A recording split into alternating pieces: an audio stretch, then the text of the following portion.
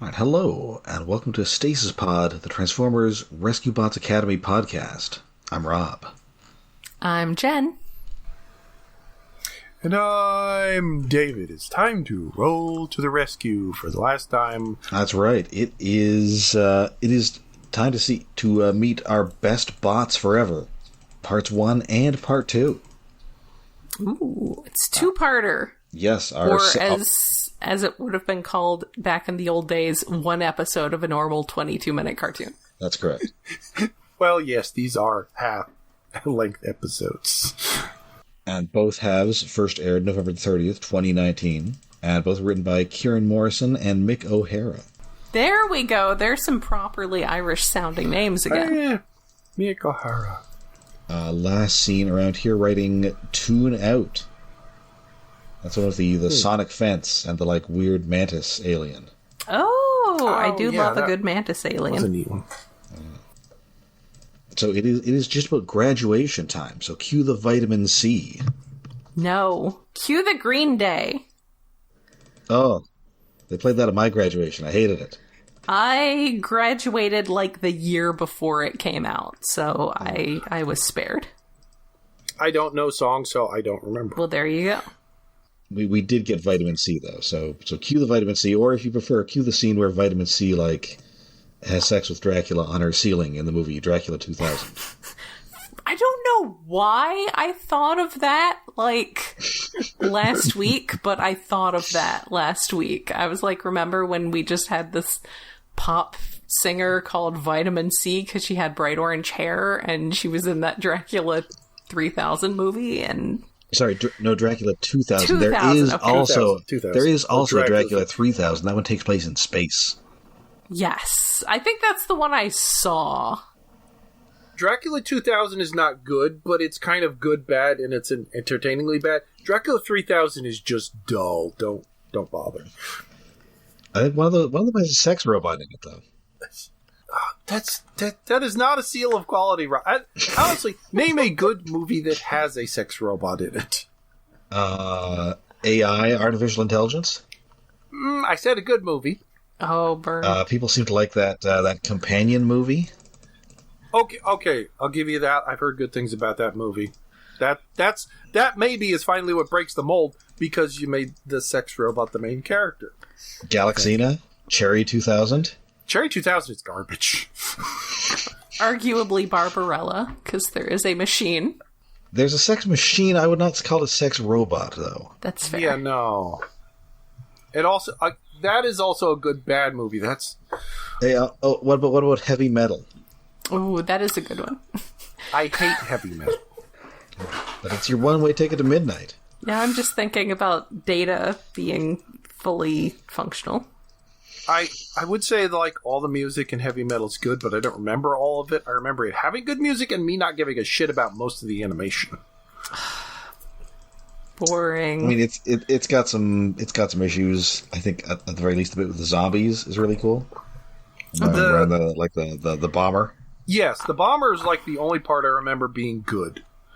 I have not watched it for a while, but I have picked it up on VHS, and I should definitely once I get my CRT entertainment area set up, that's on the short list. Jen, to quote the late, great Gilbert Gottfried, I'm going to have a heart attack from being not surprised that you own Heavy Metal on VHS. Yeah. Yes. Wasn't the sequel called Heavy Metal 2000?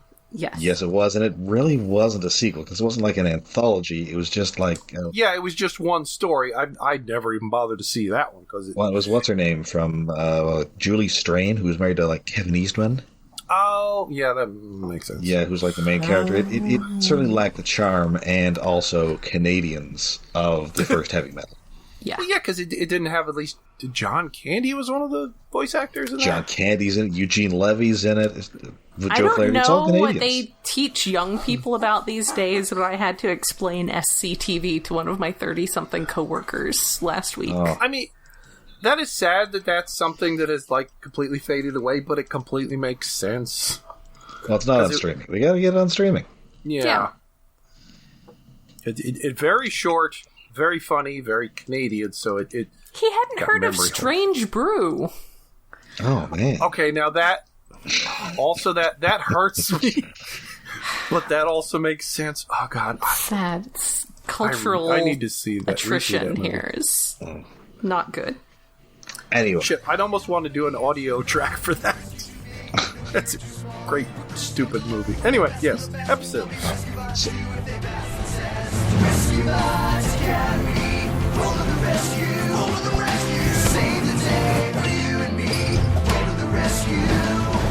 Hot shot, world, hoist, medics, and wedge. Their teamwork together will give them the edge. Rescue Bots Academy. Go to the rescue. Wow. So yeah, the graduation is coming up, and they've got one last test. But it turns out that their test is that they have to compete against the teachers. Your final test is to kill your teachers. That's right. Wait, no. They're just going to compete against the teachers. Your final test, we're handing each of you a sharp stick. The last one surviving graduates. Oh, they have to compete against robot teachers that are trying to hurt them. Well, not hurt them. Oh, what is that stupid 80s movie with robot teachers? Is it Class of Newcomb High? Class of 1984? Oh, Class of 1994? 1999, something like that. Yeah. Class of 1999, I think that's it. I think there was a sequel. It had a sequel that was shittier. Yeah, I think it's I think that's maybe just the sequel was Trauma, but it's definitely Trauma adjacent. Yeah. Well, then again, like, it's hard to tell what a Trauma movie is, since most Trauma movies are movies that Trauma just put out. Yes, this is Yeah. true. Like, they were just a licenser, distributor. I have Surf Nazis Must Die on Betamax. Ooh. Oh, yeah, Betamax, like, what? Can you even get a Betamax player anymore? I've been trying. I've been looking. would imagine That's something no. that I've kept my eye out for while I've been doing the flea markets and the antique malls this summer, and I haven't found one yet, but I need to do a thorough rundown of the Strasbourg Emporium, because I'm pretty sure they've got a couple booths with old electronics equipment. We're easily distracted this recording session. Jen, you have lots of VHSs. You apparently have Betamaxes. Do you have any laser discs? Not currently. Well, that sucks. No, I'm not asking if you have a Laserdisc player. No one does at this point. Although, that's one thing I keep thinking about getting. But it's probably annoyingly expensive at this point, unless people are making third-party ones. I mean, it could be a video disc player.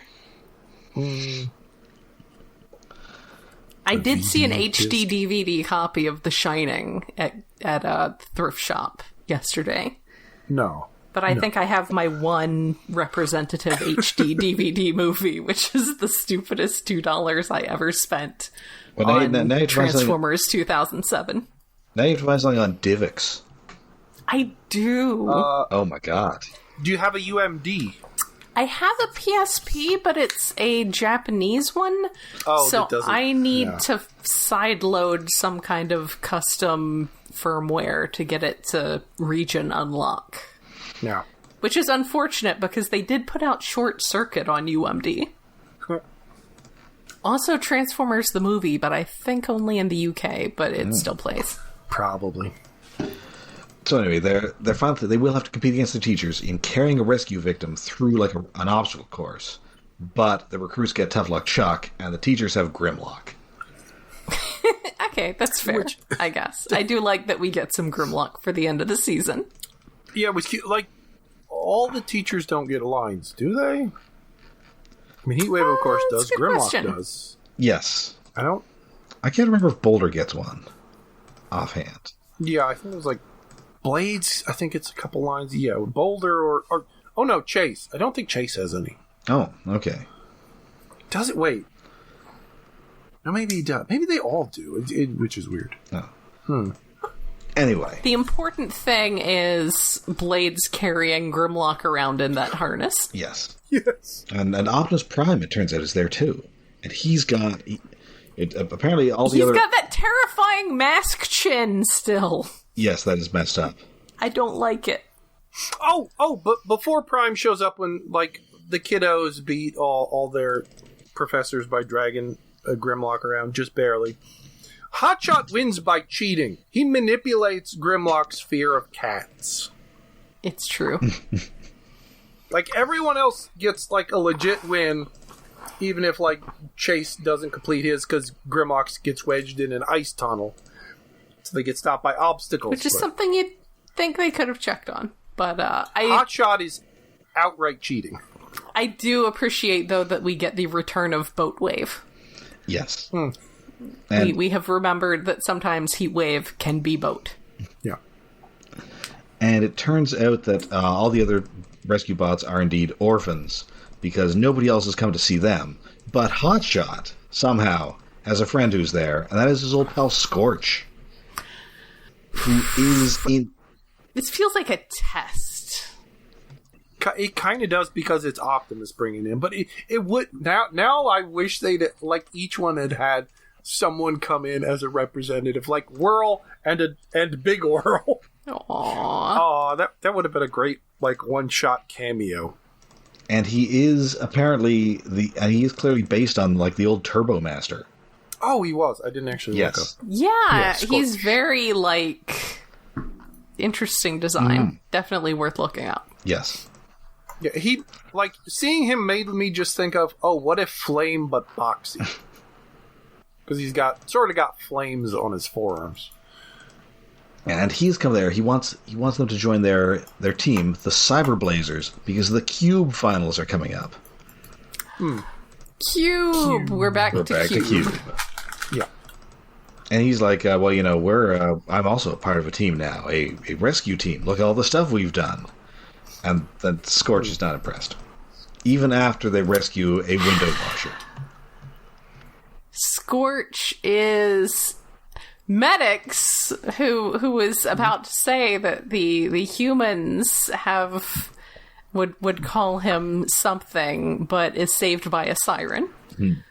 Oh, yes. Scorch is a beep beep. Yes. Loud beeping. Like, it just amuses me that like Medics might have been about to curse. Medics of all people.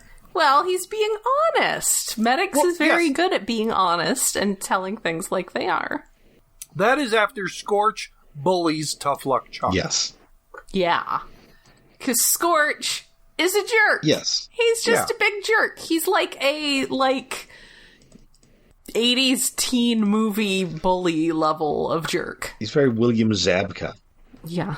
Yeah. Because he's very much like, kind of like how Hotshot was in episode 1. But more so. Like, he's the bully come back to save his other bully from the nerd team. So I must go into Nothing like some Revenge of the Nerds. That's a horrible movie. I must go into some proselytizing here of one of my favorite things that I think we may get to someday. But this is basically like the character arc through bots. Is you get the guy who is part of this jerky cool group, and he falls in with these not losers, but kind of losers. And the other jerky characters have rejected him, and he's got to like decide who his real friends are. Yes. So what I'm saying is Hotshot is Burgertron. Guys, BotBots is so good. Someday. So, you know, Hotshot is kind of bumped out, but you know, Wedges, he's figured out there's one more simulation that they can do, and it's a forest fire. But because Hotshot is so bumped out, they totally blow it. All his character development just dust in the wind. Oh yeah, by one line from Scorch that, oh, you're just a garden hose to them. Yes. On Cybertron with our team, you're a star. The bright shining star. Yes. And so he just decides, well, you know, screw you guys, I'm going home. We also see, I forget who's watching. Oh, maybe it was Scorchwire, but he was. Well, Scorch is watching TV. Yeah, there's a commercial with Mr. Pettypaws in it. Yes. Yes, Pettypaws the Third has become a TV star. Well, commercial star. I know you can read my thoughts, boy. Meow, meow, meow, meow, meow, meow, meow, meow, meow, meow, meow, meow, meow, meow, meow, meow. And so, you know, he's saying goodbye, and that's the end of the episode. But luckily, we're doing both episodes in one episode. Yes. So flash forward to the next episode. Everybody is bummed out. They are going to leave his... I will note that we do not have time for a last time on Rescue Bots Academy here. Nope. I thought maybe we were going to get a last time on Rescue Bots Academy here, but nope, we only got 12 minutes. Well, we're going to keep plowing ahead. They originally aired together, didn't they? Yes, they did. Yes, they didn't need to do. Between the commercial break, this happened before the commercial break. So everybody is just kind of bummed out. But we are going to leave Hotshot's pedestal at the graduation ceremony because even though he won't be there in person, he will be there in spirit. He is still graduating. Yes, because technically he did do everything it needs to graduate. He just won't be at the ceremony. Mm-hmm. He's not going to the graduation. It's too cool. So we cut to Cybertron, and Scorch is introducing Hotshot to his teammates. You got Mach, and is Mach based on anybody? I don't think so. It visually didn't really. That is a good bell. question because it is. I mean, Mach is a one of the Landcross components, one of the Multiforce. Right, but he doesn't really look like him. No, he's. It could just be a cool name they came up with. Yes. He's sort of like, what if you were doing a Rescue Bots Academy kid based on Ironhide, but with wheels for feet. Batch Taster. And more gold. I love the dub. Of course, that's not nearly as bizarre as the other teammate. Yeah, the other one's like, what? Who appears to be based on Glowstrike. Almost entirely. Yeah. Like the head, the Decepticon from Robots in Disguise, which is in the same continuity. So this is like her juvie Hall kid sister or something. Maybe. Could be. Which is pretty cool. Yes. Need more recognition of Robots in Disguise randos. Mm-hmm. And apparently it is... it's like an hour before the final when they bring him in. Yeah, that's odd. I mean, of course, it's the last day because the big game is happening at the same time, or almost the same time as the graduation. And is this like an organized, and this appears to be like an organized, major sporting event, and not like a white man can't jump kind of street ball tournament? I mean, it's but it does seem weird that we're swapping in a new player in the last hour. Yes. I mean, I'd say the fact that everyone is kid-coded suggests that it may be closer to, a college level. Oh, but that's true. Or, Little League. Yeah. Yeah. Hey, my town won the state Little League championships a couple weeks ago, and there was a parade. So, so yes, maybe it's just, very serious Little League. It's a whole parade. And so and apparently the recruits they're going to now watch. It is going to be on TV or on Holovision or something. Yeah. But they need to boost the signal using the space bridge, and they've got to be careful because I'm pretty sure this is how that movie Stay Tuned happened. Kind of, yeah. Because I love Medix's reaction when they're suggesting, well, we need more power. Well, we could hook it up to the space bridge. Oh, that's a terrible idea. It is. I really appreciate when Medix is happy to just spectate other people's disasters. Yeah, and then I think it's Wedge says, well, then let's do it. Because he does that sometimes, and it's great. We need more power. Ruff, ruff, ruff, ruff, ruff. We're Tim Allening all over the place. No, I refuse. Also, I forget it. Prime says something about, because Prime's in this episode again, or is it just Heatwave? That, I think it's after the big game, he's going to have to return the multi-cog. Yeah. Which, I wasn't sure that was something they could take back out of him, but apparently they can. Yeah, and they're just going to give it to somebody else. Yeah, sorry, chosen one. You've been unchosen. They could have given it to any of the other kiddos, and they would handle it better. Okay, maybe not Whirl. Prime doesn't let on that this was a test, but it sure feels like a test.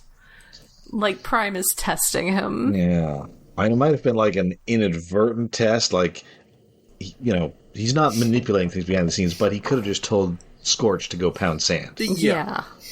He spent a lot of time with what's the little Prime? What was his name? Oh yeah, Micronus. Well, Micronus Prime. Micronus, yes. This very much feels like a Micronus manipulation thing. It's like, was this a test? Or wasn't it a test? I'm a Yoda. Well, that's because he's short. Yeah.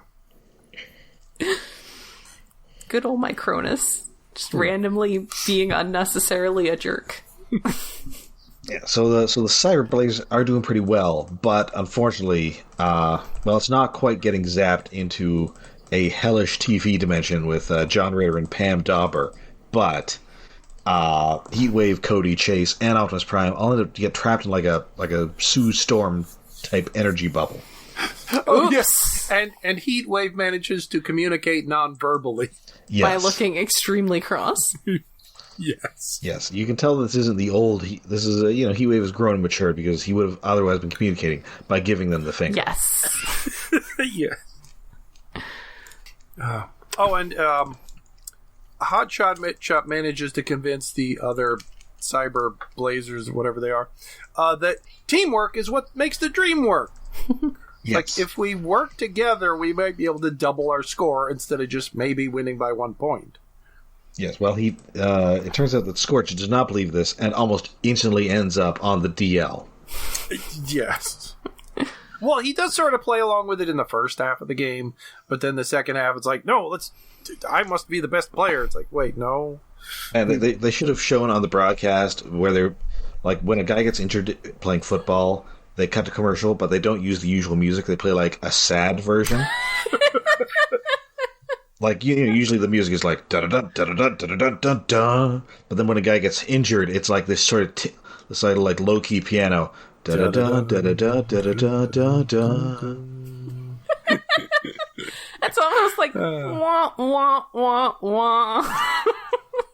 I mean, it's sort of become that.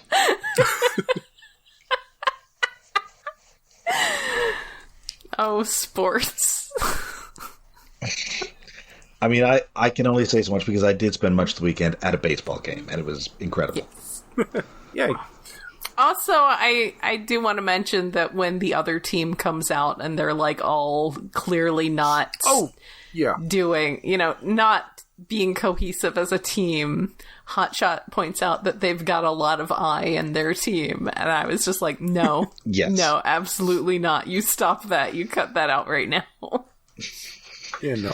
The other team are, I won't exactly say Decepticon coded, but like the Cyber Blazers are all yellows and reds and fiery colors, and the other team, which I don't think even get a name. Yeah, I don't think so. No, they do not. Individuals don't get names. They don't get lines. They're all blue and purples. Yeah, they are kind of in color, kind of Decepticon coded. Mm-hmm. Yeah.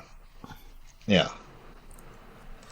So they try, like, popping this bubble and putting more energy in it, but instead that makes it bigger. Mistakes are made. Oh, yeah, because, like, that's the old thing. It gets bigger, and then even when they pull out the cords that were supercharging and hoping to pop, it keeps getting bigger. It's exponentially growing. Yeah. Good job. You've set off a reaction and independently... It swallows the entire continuous base. reaction. And they're talking about it like it's just going to keep growing and swallow the entire planet. It's a planet killer bubble. Yes. Which is wild to think that you could just be going about your day and then suddenly the world is destroyed by some alien children you didn't even know were on Earth. Yes. Like, oops. And all because they were basically trying to do the equivalent of get it illegal cable. Yes. Yes. Those kids. So Hotshot's team does indeed. They win the championship. It's, flags fly forever. But then he, as he's going to get the trophy, he finds this picture that Wedge put into his bag of him and his pals, and he realizes what truly matters to him. So, Aww. Meanwhile, the Earth is about to be destroyed, and Hoist has the idea of maybe if we made it colder, If only we had like a guy who was basically a garden hose. Yeah, if only we had someone here who could spray water on things. And surprise, here comes Hotshot, and he's going to put the wet stuff on the red stuff. I love how he just comes in and is like, "Hey guys, I was missing you. Holy moly!" I leave you guys alone for 2 hours. It's Donald Glover with pizza.gif. Yes. So he brings out his little hoses, and then they fetch 2 more hoses from behind the base. Yes. And it works. Everybody is safe, and Heatwave can only be so angry because here come all the Griffin Rock people, including the mayor. Yay! Yes, we can see the mayor again, who his character model's changed a little bit. He's very expressive. It is. Yes. That voice is not... Yeah, the voice, I do not like the voice. They did not even try. Yeah, like, after 52 of these episodes, like, I've kind of gotten used to the voices they've replaced the bots with. They're fine, Cody's whatever. Yeah. But the mayor was such an over-the-top caricature of a character. His voice was so specific that having anything else add something that's not great just feels wrong. Mm. But his toupee bouncing as he talks is pretty good. Yes. Oh, and because I paused it at just the right thing. Like, the way he's waving his arms around are great little animation smears. He's just very expressive. Mm-hmm. He just sounds bad. So the mayor and the other people that have showed up, it's like, a great display for our graduation. Wonderful. With the popping bubble. It's like, yeah, sure. Let's escort you over to the side, mayor. Keep you distracted. So... they graduate, Heatwave takes a photo, and all is well, and that's the end of this first season. It's, I like it more than I thought it would. It's still got that Rescue Bots charm. It doesn't quite match the earlier series, which is way better than I thought it would be. Yeah. This is still pretty good.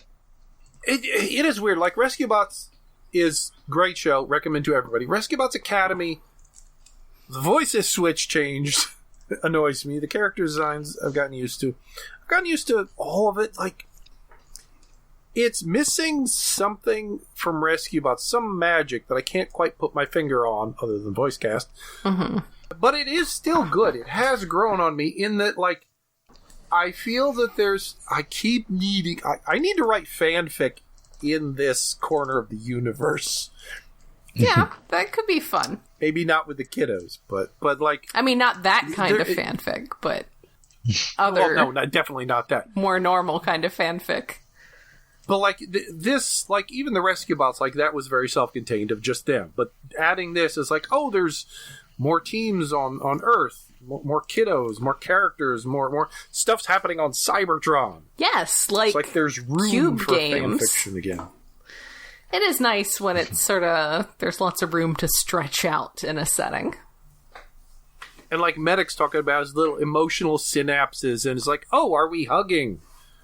Like, Medic's alone is a great little character. He's a good guy. He's a good little guy. Though, again, I also really enjoy it when he's just, like, bringing out the popcorn to watch other people wreck everything. Which he does on occasion. That's the thing. He has range of being... kind of the autistic one to the, well, fine, I'm going along with this. Give me the popcorn. Let's see what happens. Yes. He has that little mischievous streak. Yeah. It's good. I won't say I'm not as excited as to come back to it, but I will be happy to come back to these characters when we get back to them. Yes. Just not quite as much as with Rescue Bots. Rescue Bots was so much of a surprise. Yeah. Of how much I love that show. It was, it was a lot better than I think any of us expected. Yes. But that's not what we're doing. Well, next we're coming back to Cyberverse for our next series. Yes, but not next week. Next week we are doing something that Jen would kill us all if we didn't do. So, yeah, Micronauts is a thing that dropped suddenly. It was produced around the same time, and originally part of our between seasons thing was to check in on what was going on elsewhere at that time. So like during Beast Wars, we did Gal Gaigar because that was on at the time. So this time, something else that was being produced but not actually aired in 2018, 2019, at the same time Rescue Bots Academy and Cyberverse were on, was, as it turns out, a Micronauts cartoon that was fully produced, and I have watched all of it now, and it's really good. It does have some Transformers hooks in there. Yay. For a start, the first 2 episodes we will be watching, because the first 2 episodes are, the whole thing is serialized to a certain extent. So it's like you have episodes where like an episode happens, like it's contained, but there's stuff going on that carries over. But the first 2 episodes are that kind of like 2-part episode pilot kind of vibe that, shows tend to have. First 2 episodes are Strangers on a Space Bridge and A Space Bridge Too Far. Space bridges. That's a Transformers thing. Yeah, so that should give you some idea. There's also some stuff that people have spotted. There's some stuff at the end of the series that only really makes sense if you take it in the context of occurring in the aligned continuity. Like I said, I finished it. I really, really enjoyed it. I flew too close to the sun and got our YouTube channel completely nuked from uploading the whole thing. Someone else has a lower key one up and running, so it is still up on YouTube. Hopefully it will stay up and it'll be left alone. But that is currently up. I think it also went back up on Archive or somewhere. It did briefly, but then I think it went back down. Oh, okay. I'll have to double check on that. But since it has been out on Archive and on our upload and this new channel, it's out there. It's unstoppable. Also now. this the new channel, the first episode has 45,000 views. Whoa. So and that's a different channel from the first one that went up. So that's it's good, and I am going to force David and Rob to watch the first 2 episodes, and then for our December Patreon, we're going to watch the Christmas episode, because there's a Christmas episode. Yes. I'm not going to be able to watch Earthspark now without just being like, Bumblebee is Zant. He's that voice. It's too... Yeah, he's good in this. Everybody... It's got Kevin Michael Richardson in it. It's real good stuff. The voice cast, when we get to it, is really astounding. And I am kind of curious now. I forget were we recording when we were talking about that before, or was that between episodes, about wondering if the production budget of this might have been why Rescue Bots... was between episodes. Yeah, Rescue Bots Academy and Cyberverse maybe didn't have as much voice acting budget, because the voice acting budget for this is significant. Yeah. Somebody mentioned something about somebody who's in a couple episodes, like they thought they were retired, and yeah, it's I'll have to look up who that is, because I'm sure it's somebody who Rob knows. But yeah, it's some actor who was in some stuff that didn't have enough explosions for me to watch it. So yes, we are going to be watching the first 2 episodes of that. I think probably splitting it up into the next 2 episodes. Yes, because we could try to cram it together all in one extra long episode. However, I think the story of Micronauts might be more involved. Yeah, Okay. So we're going to do 2 episodes for 2 episodes. All right. We're going to, I guess, probably revisit. When we did the Iacon Underground Radio episode where I talked about it, that was a good chunk, but I hadn't even watched through all of it yet, so... but yeah, that is what we are going to be doing for the next couple episodes. It is something that was being produced by Boulder Media and Allspark Productions at the same time that Rescue Bots Academy and Cyberverse were in production. So it'll be interesting to see what else they were putting out at the time. And like I said, possibly where a whole big chunk of their budget was going. It's got Sean Astin. He's now the head of the Screen Actors Guild. Yes. Oh yeah, that happened like this past week. Yes, he is the main Acroyer character. It's pronounced Acroyer. Really? It is? Well, I've been saying acro year for like 30 years.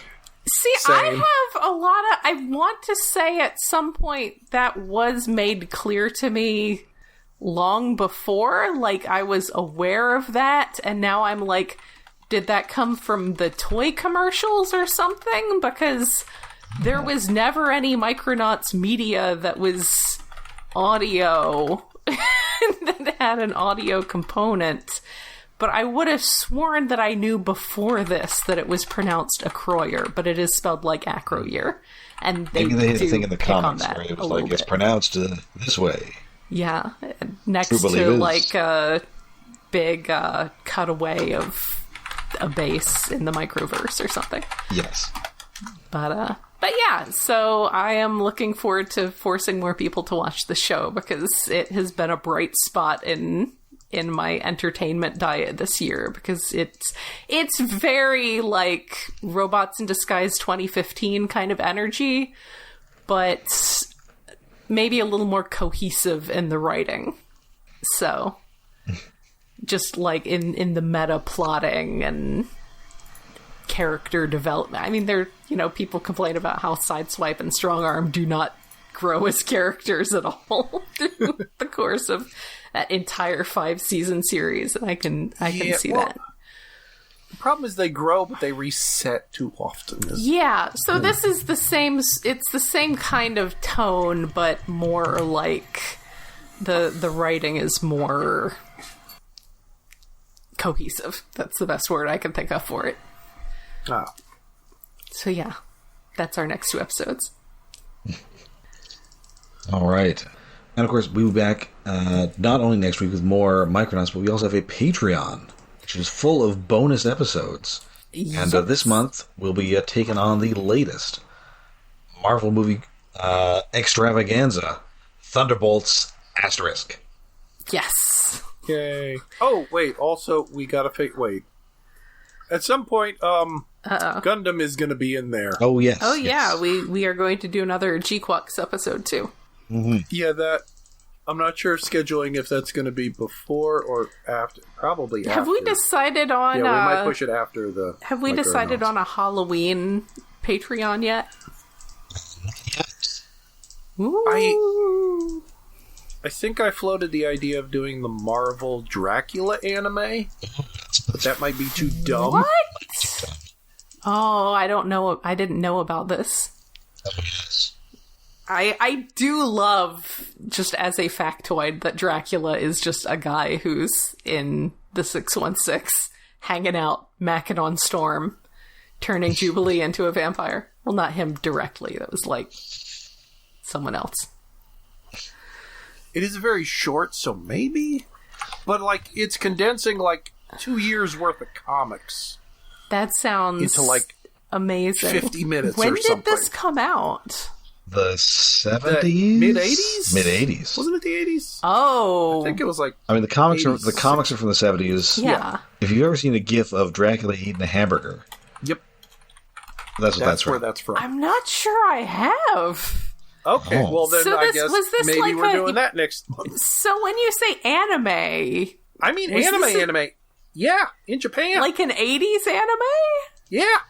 Because I do love some 80s anime. Oh no, this is... Okay, I need to know more about this. Oh, of course, the problem So- trying to Google it now is like the Castlevania anime comes up when you try to Google Dracula anime. Because people are like, what's that anime with Dracula in it? That's... 1980 itself, I think. Wow. But it's Marvel Dracula. Oh my... What the hell? Yes. Yeah. Yeah, it's literally based upon the old Marvel comic Dracula. Yeah. Wow. It's weird. The I Tomb never of knew Dracula. this existed, and I've, been in it. They also did the Frankenstein, but I don't think that anime movie is as entertainingly good bad. And this is available? Legally, no. Unlike YouTube, probably. It's on YouTube, yes. But it's on YouTube, okay. Yeah, people have fan translated. It's been around for a while. It's made the con circuits. All right, I would not be opposed to that. That sounds absolutely wild. Also, how long is it? I think it's like 50 minutes or something. It's ridiculously short for what it is. But before that, Thunderbolts. Oh, an hour and a half. It's longer than I thought, but still. Okay. Still normal movie length. Yeah. Wow. All right, so whatever comes next, we'll be back next week with something. Yes. Until then, I'm Rob.